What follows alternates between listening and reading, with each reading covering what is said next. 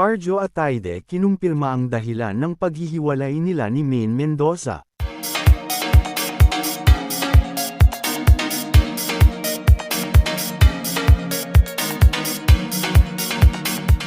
Nilinaw ni Arjo Ataide ang tunay na dahilan ng hiwalayan nila ni Maine Mendoza.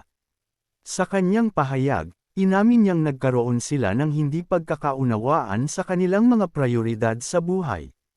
Ayon kay Arjo, naging hamon ang pagsabayin ang kanilang personal na relasyon at mga propesyonal na responsibilidad.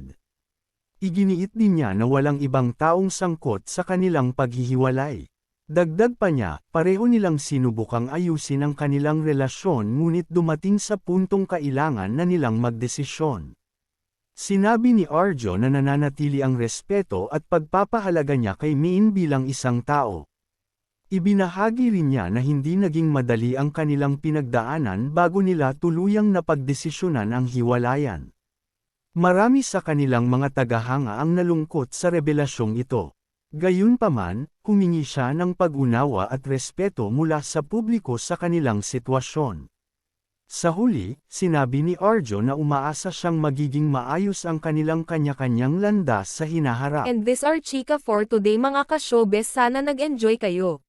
Don't forget to like, share, subscribe and click the notification bell for more updates.